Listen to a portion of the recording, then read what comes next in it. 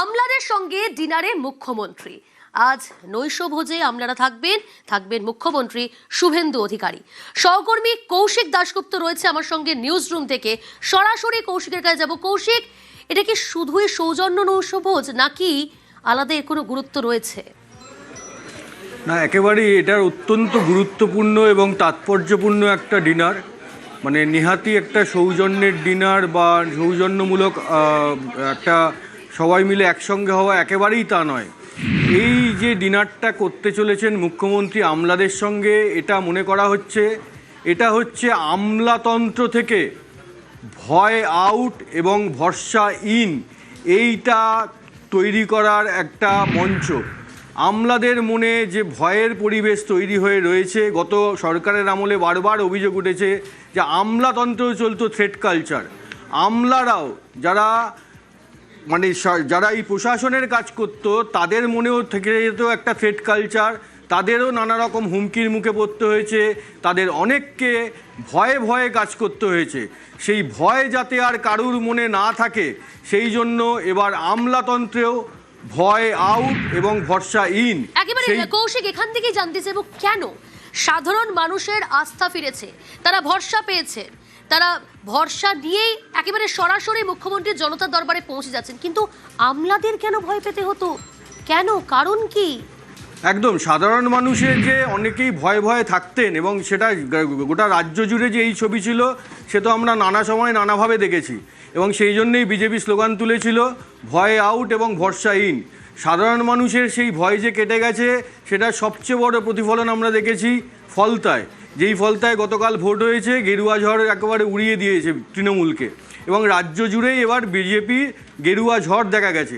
এবং সেই ঝড় একটা কথাই বলেছে যে ভয় আউট এবং ভরসা ইন। কিন্তু আমলাতন্ত্রে কেন এটা হলো? আমলারা কারা? আমলারা তো সরকারেরই কাজ করে। সরকার একটা আইন তৈরি করে, একটা নীতি তৈরি করে, সেই নীতিটাকে গতি দেয় আমলারা। সরকার নীতি বলে দেবে, আমলারা সেই কাজটাকে কার্যকর করবে। অর্থাৎ সরকারের নীতির সুফল যদি একটা প্রান্তিক গরিব মানুষকে পেতে হয়, তাহলে আমলারা যদি ভালোভাবে কাজ না করেন, সেটা কখনোই পাওয়া সম্ভব নয়।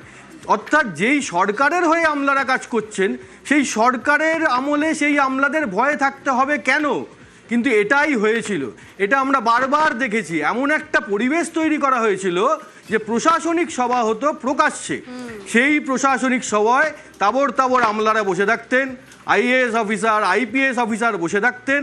তাদের নাম ধরে ডাকা হতো, তাদের নাম ধরে ডেকে ওই সভা থেকেই কখনো শোকজ করে দেওয়া হতো, কখনো চরম ভর্ৎসনা করা হতো। এবং সেটা করা হতো প্রকাশ্যে, সেটা হতো লাইভে, সেটা সারা বাংলার মানুষ দেখতো, সারা পৃথিবীর মানুষ দেখতেন। এই সম্মান কি, এভাবে কি আচরণ আমলাদের প্রাপ্য? আমলাদের যদি কাজে ভুল হয়ে থাকে, তাদের কাজে যদি গাফিলতি হয়ে থাকে, তাদের কি এভাবে ভর্ৎসনা করা যায়?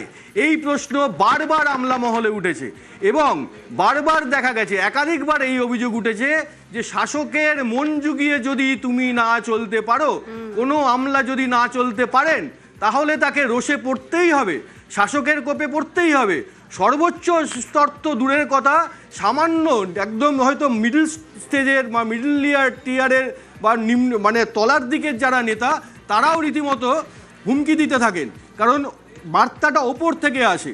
তারাও তখন হাতির পাঁচ পা দেখেছেন, কাউকে আর মানেননি। তিনি কোন আমলা, কোন স্তরের আমলা? শাসকের মন মতো কাজ না করতে পারলে আমলাদের বারবার রোষে পড়তে হয়েছে, কোপে পড়তে হয়েছে। এই অভিযোগ গত তৃণমূল সরকারের আমলে বারবার উঠেছে এবং এই কারণেই ভয়ের পরিবেশ তৈরি হয়েছে। যখন 5 জন আমলা একটা জায়গায় কাজ করছেন, তার মধ্যে 2 জন আমলা যদি কোপে পড়েন, তখন বাকি যেই 3 জন থাকে তাদের কাছেও এই বার্তাটা যায় যে কীরকমভাবে কাজ করতে হবে। তার তখন সবসময় মনে ভয় থাকে যে আমি সাধারণ মানুষের কাজ করব, সংবিধান আমাকে যেই দায়িত্ব দিয়েছে সেই হিসাবে কাজ করব, নাকি আমার এখন যদি যারা শাসক দল, যারা সরকার চালাচ্ছে, তাদের মন জুগিয়ে কাজ করব। এই আমার উপরে আবার কোপটা পড়লো না তো? এই যে ভয়ের পরিবেশ, সেটা বারবার তৈরি হয়েছে, এই অভিযোগ উঠেছে। এবং সেটা কেন উঠেছে, প্রশাসনিক সভায় যে কিভাবে তাদের ভর্ৎসিত হয়েছে, সেটা আমরা বারবার দেখেছি। আমি আবার বলবো, আজকে পিসিআরকে বলবো সেই রকমই কিছু ঘটনা, সেরকমই কিছু ইনস্ট্যান্স একটু দেখাতে।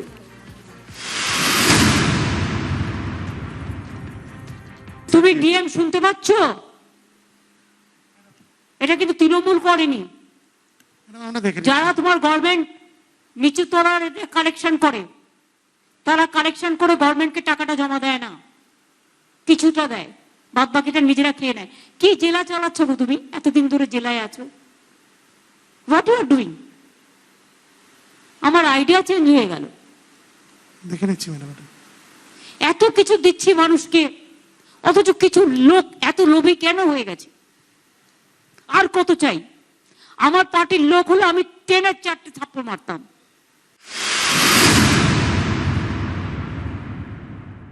জঞ্জালের ভ্যাট নিয়মিত পরিষ্কার হয় না, রাস্তায় ময়লা চলে আসে ভ্যাট থেকে। যিনি দায়িত্বে আছেন Bally municipality, Shrimati Amrita Roy Barman, SDO Howrah, why she is not taking care? Solid management system যেটা, এগুলো তো আমাদের আছে। ইচ্ছা মতো টেন্ডার করছেন নিজেরা, তার থেকে কতটা খাচ্ছেন আমি জানি না। কেউ খাচ্ছেন, কেউ খাচ্ছেন না, নিশ্চয়ই দিয়ে টিয়ে খাচ্ছেন। গ্যাং আপ হয়ে গেছে। কলকাতা শহরে ভিডিও করা ছিল কোন রাস্তা কত পর্যন্ত এনক্রোচমেন্ট আছে। তা সত্ত্বেও একটা করে নতুন ওসি আসে আর বসিয়ে দেয়। আর আমি ঘাতক ঝগড়া করব।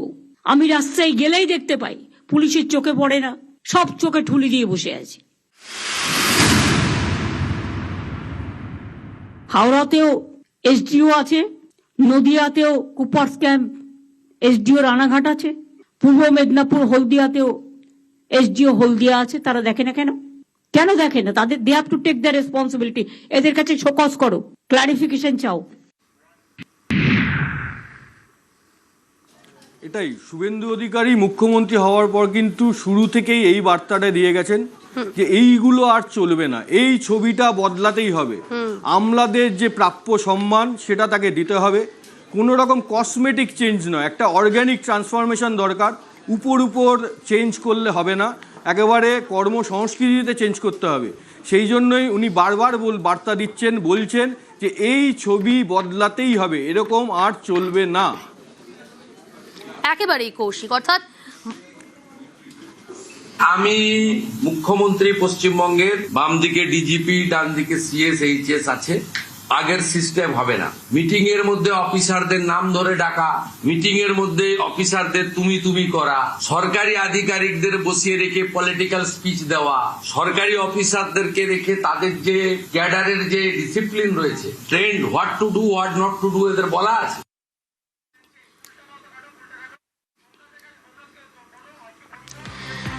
আমলাদের নিয়ে আজ ডিনারে মুখ্যমন্ত্রী শুভেন্দু অধিকারী। একই সঙ্গে আপনাদের জানিয়ে রাখবো, বৈঠকও করবেন মুখ্যমন্ত্রী। আরো ডিটেল জানবো, প্রতিনিধি সোমরাজ রয়েছে আমার সঙ্গে টেলিফোন লাইনে। সোমরাজ, বৈঠক সম্পর্কে কি জানা যাচ্ছে, কোন কোন বিষয়ে আলোচনা, এবং একই সঙ্গে আজ নৈশভোজে মুখ্যমন্ত্রী শুভেন্দু অধিকারী আমলাদের সঙ্গে, সব মিলিয়ে কি খবর, কি আপডেট তোমার কাছে? দেখো, সন্ধ্যে 6টার পর আলিপুরের সৌজন্যতে এই নৈশভোজের আয়োজন করেছেন মুখ্যমন্ত্রী শুভেন্দু অধিকারী। এখানে কেন্দ্রীয় সরকারের পাশাপাশি রাজ্য সরকারের বিভিন্ন দপ্তরের সচিবরাও থাকবেন। কি কারণে এই নৈশভোজ? প্রথমত, মুখ্যমন্ত্রী হিসেবে শপথ নেওয়ার পর মুখ্যমন্ত্রী শুভেন্দু অধিকারী তিনি সৌজন্যমূলক সাক্ষাৎ করবেন। এবং তুমি দেখেছো যে কেন্দ্রীয় সরকার, রাজ্য সরকার, সরকার পালা বদলের পর একটা সমন্বয় সাধন করে কাজ করছে। বিশেষ করে কেন্দ্রীয় সরকারের বিভিন্ন প্রকল্প রাজ্যে কার্যকর হচ্ছে এবং রাজ্য সরকারের গত কয়েক বছর ধরে যে বকেয়াগুলি বাকি ছিল, সেই বকেয়া এবার কেন্দ্রীয় সরকারের থেকে নেওয়ার চেষ্টা করা হচ্ছে। তার জন্য বিভিন্ন প্রকল্পের ইউটিলাইজেশন সার্টিফিকেট পর্যন্ত কেন্দ্রীয় সরকারকে পাঠানোর তৎপরতা শুরু করেছে রাজ্য প্রশাসনের শীর্ষ মহলের আধিকারিকরা। সেক্ষেত্রে মুখ্যমন্ত্রী শুভেন্দু অধিকারী চাইছেন যাতে কেন্দ্র রাজ্য একটা সমন্বয় রেখে কাজ হয়, তাতে উভয় পক্ষেরই সুবিধা রয়েছে। দীর্ঘদিন ধরে কেন্দ্রের যে একাধিক প্রকল্প যা মূলত আটকে পড়ে রয়েছে, যা এই রাজ্যে কার্যকর হয়নি, সেই প্রকল্পগুলি কার্যকর করা এবং সেই প্রকল্পগুলি কার্যকর করার দরুন কেন্দ্রীয় বরাদ্দ আসা, যেটা মুখ্যমন্ত্রী শুভেন্দু অধিকারী বারবারই বিভিন্ন বৈঠকে বলে এসছেন, সচিবদের বৈঠকে বলেছেন, মন্ত্রিসভার বৈঠকে বলেছেন, অর্থাৎ কেন্দ্র রাজ্য সমন্বয় রেখে একযোগে কাজ করার। আজকের যে নৈশভোজের আয়োজন আলিপুরের সৌজন্যতে করা হয়েছে, সেখানে কেন্দ্রীয় সরকারের বিভিন্ন সোমরাজ, আমাদের অবশ্যই নজর থাকবে এদিকে। আজ গুরুত্বপূর্ণ বৈঠক রয়েছে, পাশাপাশি আজ নৈশভোজে মুখ্যমন্ত্রী শুভেন্দু অধিকারীর সঙ্গে আমলারা উপস্থিত থাকবেন। কিন্তু যেমনটা আপনাদের দেখাচ্ছিলাম, আমার সহকর্মী কৌশিক দাশগুপ্ত যেমনটা বলছিল যে বিগত 15 বছর ধরে যেভাবে প্রকাশ্যে আমলাদেরকে মন জুগিয়ে না কাজ করলেই শাসকের কোপে পড়তে হয়েছে, এ বিষয়টা সত্যি স্পষ্ট হয়েছে বিগত 15 বছরে। আমি আবারও যাব, নিউজরুম থেকে রয়েছে সহকর্মী কৌশিক। কৌশিক, জানতে চাইবো যে আজকে কারা কারা উপস্থিত থাকছেন সেখানে। হ্যাঁ, সোমরাজ যেটা জানালেন যে রাজ্যের আমলারা যেমন থাকবেন তেমন কেন্দ্রের আমলারাও থাকবেন, এটা কিন্তু অত্যন্ত তাৎপর্যপূর্ণ একটা বিষয়। কারণ এইটা বলে দিচ্ছে যে পরিবর্তনের বাংলায় এবার আমলাতন্ত্রেও ডাবল ইঞ্জিন। মুখ্যমন্ত্রীর যে ডিনার সেখানে এবার ডাবল ইঞ্জিন দেখা যাবে এবং এটা অত্যন্ত গুরুত্বপূর্ণ, কারণ কেন্দ্র এবং রাজ্য হাত মিলিয়ে কাজ করছে। ফলে কেন্দ্রের যারা আমলা এবং কেন্দ্রীয় সরকারের যারা আমলা এবং রাজ্য সরকারি যেসব আমলারা কাজ করছেন তাদের মধ্যে একটা সমন্বয় তৈরি হওয়া অত্যন্ত গুরুত্বপূর্ণ। রাজনীতিতে যেমন লবিং বলে একটা ব্যাপার আছে, তেমনি আমলাতন্ত্রেও কিন্তু একটা লবিং বলে ব্যাপার আছে, যেটা কিন্তু এই তৃণমূল সরকারের আমলে একেবারেই হতো না। কেন্দ্রীয় সরকারের যখনই কোনো একটা কিছু নিয়ে আলোচনা হতো সেখানে কিন্তু রাজ্য সরকারের তরফ থেকে কোনো প্রতিনিধি পাঠানো হতো না। ফলে তাদের মধ্যে একটা বিস্তর একটা গ্যাপ তৈরি হয়েছিল, তাদের মধ্যে কোনো সেরকমভাবে যোগাযোগই ছিল না বলে অভিযোগ, যেটা কিন্তু এখন হচ্ছে। এবং সেটা হওয়া কেন জরুরি, আমাদের রাজ্যে কোনো একটা কাজ আটকে রয়েছে, সেই আমলা তো জানেনই না ওই কেন্দ্রের ওই মন্ত্রকের যিনি সচিব রয়েছেন তার সঙ্গে তো তার কোনো সম্পর্কই তৈরি হয়নি। কিন্তু সম্পর্কটা যদি হয়, সে গিয়ে বলতে পারে গুরু এই কাজটা একটু করে দাও। আমি কথার কথা বলছি, এই ভাষায় হয়তো বলবেন না, কিন্তু ব্যাপারটা এরকমভাবে সহজেই হয়ে যেতে পারে যে এই কাজটা অনেক দিন ধরে আটকে আছে, রাজ্যের মানুষ খুব সমস্যায় রয়েছে, এই কাজটা একটু দেখুন, এই কাজটা যাতে তাড়াতাড়ি হয়ে যায়। এইটা বলার জন্য দুজনের মধ্যে যে সম্পর্ক তৈরি হওয়া দরকার সেইটা কিন্তু অত্যন্ত জরুরি এবং সেইটাতেও জোর দিয়েছে এই সরকার, অর্থাৎ আমলাতন্ত্রেও ডাবল ইঞ্জিন। বেশ, বাংলায় ভয় আউট ভরসায়, আমলাতন্ত্রেও সেখানেও ভয় আউট ভরসা ইন।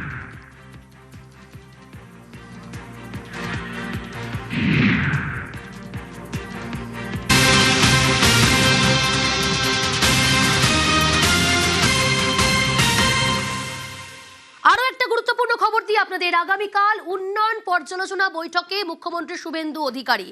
আগামীকাল হবে সেই বৈঠক, কখন হবে বৈঠক, কোন কোন বিষয় উঠে আসবে এই পর্যালোচনা বৈঠকে, রিভিউ মিটিং এ ডিটেল জানবো। সোমরাজ রয়েছে আমার সঙ্গে। সোমরাজ, বিস্তারিত জানতে চাইবো বৈঠকে কোন কোন বিষয়ে আলোচনা।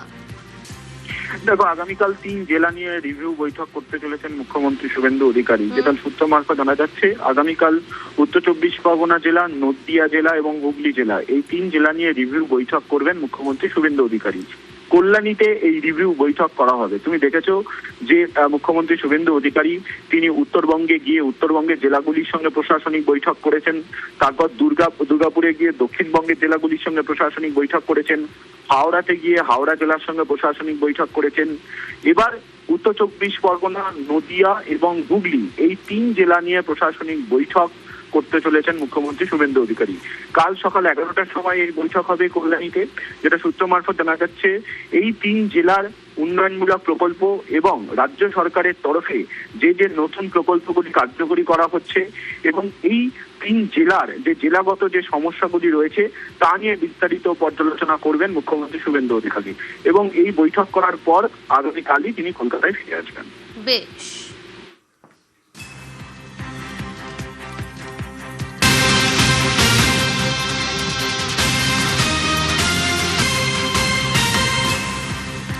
এদিকে আজ ফের সচিবদের সঙ্গে বৈঠকে মুখ্যমন্ত্রী, সব দফতরের সচিবদের নিয়ে ফের বৈঠক করবেন মুখ্যমন্ত্রী শুভেন্দু অধিকারী। একাধিক প্রকল্পের রূপায়ণ নিয়ে আলোচনা হতে পারে বৈঠকে। আর কি কি বিষয় আলোচনা, সোমরাজ রয়েছে আমার সঙ্গে। সোমরাজ, মুখ্যমন্ত্রী শুভেন্দু অধিকারীকে বলতে বারবার শোনা গিয়েছে যে এই সরকার মানুষের সরকার, মানুষের জন্য যে সরকারি প্রকল্পের সুযোগ সুবিধা পাওয়া দরকার সেগুলো সমস্ত ব্যবস্থা করা হবে। এবং আমরা দেখেওছি দায়িত্ব নেওয়ার পর দিন থেকেই একেবারেই যেমন কথা তেমন কাজ। আজ গুরুত্বপূর্ণ বৈঠক সচিবদের সঙ্গে, কোন কোন বিষয় উঠে আসছে বৈঠকে? দেখো, ইতিমধ্যেই নবান্ন সভাঘরে এই বৈঠক শুরু করেছেন মুখ্যমন্ত্রী শুভেন্দু অধিকারী। বিভিন্ন দপ্তরের সচিবরা রয়েছেন এই বৈঠকে, যেটা সূত্র মারফত জানা যাচ্ছে যে ইতিমধ্যে যে বিভিন্ন কেন্দ্রীয় প্রকল্পগুলি কার্যকরী করা হয়েছে এবং বেশ কিছু প্রকল্প, নয়া প্রকল্প যা 1 জুন থেকে কার্যকরী হবে তা নিয়ে বিস্তারিত পর্যালোচনা করা হবে এই বৈঠকে। পাশাপাশি বিভিন্ন দপ্তরের যে বিভিন্ন প্রকল্পগুলি এতদিন ধরে পরিচালিত হয়ে এসেছে এবং কেন্দ্রীয় সরকারের যে প্রকল্পগুলি এখনো পর্যন্ত কার্যকর করা সম্ভব হয়নি, সেই প্রকল্পগুলি যাতে দ্রুত শুরু করা যায় তা নিয়েও পর্যালোচনা করবেন মুখ্যমন্ত্রী শুভেন্দু অধিকারী।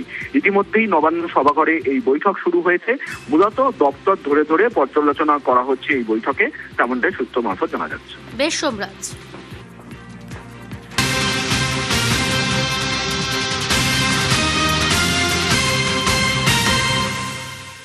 মর্মান্তিক ঘটনা ঘটে গেল শহর কলকাতায়। ল্যাম্পপোস্ট ভেঙে শিশুর মৃত্যু, দমকা হাওয়ায় মাথায় লাইট ভেঙে দুর্ঘটনা। রৌনক রয়েছে আমার সঙ্গে। রৌনক, কখন ঘটলো এই দুর্ঘটনা?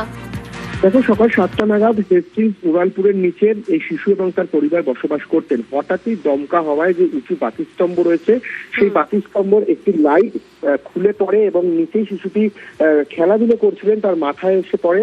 গুরুতর জখম হয় শিশু, 6 বছরের শিশুকে সেখান থেকে উদ্ধার করে নিয়ে যাওয়া হয় এসএসকেএম হাসপাতালে।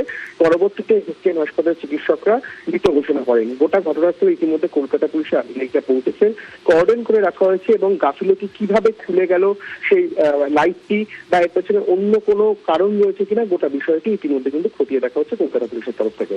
বেশ।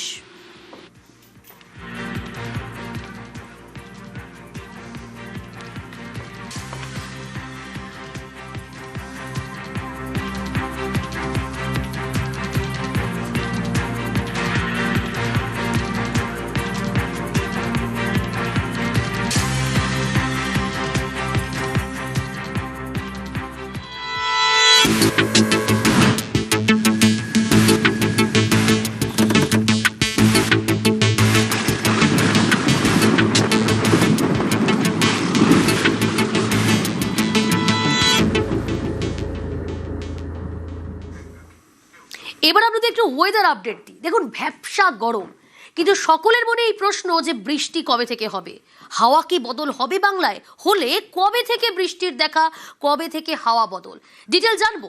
বিশ্বজিৎ রয়েছে আমার সঙ্গে। তবে তার আগে আরো একবার জানাই যে খুব শীঘ্রই হাওয়া বদল বাংলায়, খুব শীঘ্রই দক্ষিণবঙ্গে বৃষ্টি হবে। শুধু দক্ষিণবঙ্গ নয়, উত্তরবঙ্গে বৃষ্টি হচ্ছে। উত্তরবঙ্গে বৃষ্টি কমবে বলেই জানা যাচ্ছে হাওয়া অফিস সূত্রে।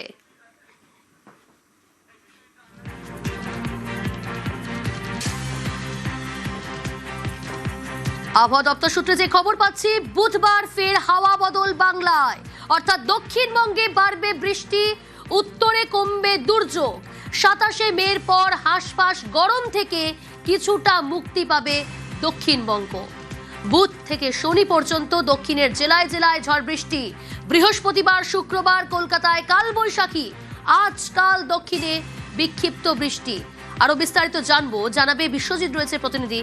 বিশ্বজিৎ, দক্ষিণবঙ্গে বৃষ্টি কবে থেকে প্রশ্ন সকলের মনে, হাওয়া বদল কবে থেকে? কিন্তু যে খবর হাওয়া অফিস সূত্রে যে বুধবার ফের হাওয়া বদল হচ্ছে বাংলায়, কতদিন বৃষ্টি হবে, কবে থেকে কতদিন, কোথায় কোথায় বৃষ্টির খবর পাওয়া যাচ্ছে এখনো পর্যন্ত? দেখো, বুধবার থেকে যে স্পেল শুরু হবে, বুধবার থেকে ঝড় বৃষ্টির সম্ভাবনা বাড়বে এবং শনিবার পর্যন্ত এই স্পেল হওয়ার সম্ভাবনা আছে। বৃহস্পতি এবং শুক্র এই দুদিন দক্ষিণবঙ্গের প্রায় সব জেলায়, কলকাতা সহ সব জেলাতেই ঝড় বৃষ্টির সম্ভাবনার কথা জানাচ্ছে আলিপুর আবহাওয়া দপ্তর। এবং এক্ষেত্রে বুধবার থেকে যে ঝড় বৃষ্টি শুরু হবে, মূলত উত্তরবঙ্গ লাগোয়া জেলাগুলিতে কালবৈশাখীর সম্ভাবনা। নদিয়া, বীরভূম, মুর্শিদাবাদ এবং পূর্ব পশ্চিম বর্ধমান জেলাতে যেমন প্রথম দিন অর্থাৎ বুধবার দিন ঝড় বৃষ্টির সম্ভাবনা বেশি থাকবে, তেমনি দক্ষিণবঙ্গের সব জেলাতেই এই ঝড় বৃষ্টির সম্ভাবনা বাড়বে বৃহস্পতিবার এবং শুক্রবার। কলকাতাতেও বৃহস্পতি এবং শুক্রবার ঝড় বৃষ্টির সম্ভাবনা রয়েছে এবং বুধবার থেকে শনিবার পর্যন্ত এই ঝড় বৃষ্টির কারণে প্রায় 2 থেকে 4 ডিগ্রি সেলসিয়াস তাপমাত্রা কমতে পারে, এমনটা ইঙ্গিত দিয়েছে আলিপুর আবহাওয়া দপ্তর। অর্থাৎ একদিকে যেমন ঝড় বৃষ্টির সম্ভাবনা থাকছে, অন্যদিকে তেমনি তাপমাত্রা কমারও একটা ইঙ্গিত রয়েছে। অর্থাৎ সব মিলিয়ে যে পরিস্থিতির কথা আমরা জানতে পারছি, তাতে যেমন একটা এই চরম গরম এবং আর্দ্রতাজনিত অস্বস্তি, সেই আর্দ্রতাজনিত অস্বস্তি যেমন একটা কমবে, তেমনি ঝড় বৃষ্টি, এতদিন ধরে যে ঝড় বৃষ্টির সম্ভাবনার কথা বলা হচ্ছে, সেই ঝড় বৃষ্টির সম্ভাবনার বুধবার থেকে চলতি শুরু হবে। সপ্তাহে এমনটাই জানাচ্ছে হাওয়া অফিস। উত্তরবঙ্গে তো দুর্যোগ পরিস্থিতি এই মুহূর্তে, কিন্তু এই উত্তরবঙ্গে কি পরিস্থিতি কিছুটা বদল হবে এই সপ্তাহে? এই বিষয়ে কোনো খবর? একদমই উত্তরবঙ্গের ক্ষেত্রে আজ এবং আগামীকাল এই দুদিন ভারী বৃষ্টির সম্ভাবনা থাকছে, তবে বুধবার থেকে ভারী বৃষ্টির সম্ভাবনা যেমন কমবে, ঠিক তেমনি ভাবে বজ্রবিদ্যুৎ সহ সেই বৃষ্টি সেটাও বৃহস্পতিবারের পর থেকে কমতে শুরু করবে। অর্থাৎ উত্তরবঙ্গে বৃষ্টি কমবে, ঝড় বৃষ্টি কমবে, এবং দক্ষিণবঙ্গে ঝড় বৃষ্টি বাড়বে বুধবার থেকে, এমনটাই জানাচ্ছে। চরম গরমে হাঁসফাঁস দক্ষিণে, ভ্যাপসা গরমে অস্বস্তি থেকে বাঁচার উপায় নেই। তবে সুস্থ থাকবেন কিভাবে, কি করবেন বা কি করবেন না, দেখে নেওয়া যাক এক নজরে। কি করবেন? দিনে 3 থেকে 4 লিটার জল খান। লেবুর জল, ডাবের জল বা ঘোল খেতে পারেন। হালকা রঙের ঢিলে ঢালা সুতির পোশাক পরুন। ছাতা, টুপি, সানগ্লাস ব্যবহার করুন। প্রয়োজনে নাক মুখ ঢেকে বাইরে বেরোন। সহজ পাচ্য খাবার খান। ডায়েটে টক দইয়ের পাশাপাশি শসা, তরমুজ, লাউ, ঝিঙে দিনের বেলা জানলার পর্দা টেনে রাখুন। আর এবার বলি কি করবেন না। দুপুরে বেরোনো ও ভারী কাজ একেবারে এড়িয়ে চলুন। চা, কফি কম খান। বাসি খাবার, তেল মশলাযুক্ত যে সমস্ত মশলাযুক্ত খাবার, সেই সমস্ত খাবার এড়িয়ে চলুন। রাস্তার কাটা ফল খাবেন না। শরবত এড়িয়ে যান। বাইরে থেকে এসেই ফ্রিজে ঠান্ডা জল ও স্নান নয়।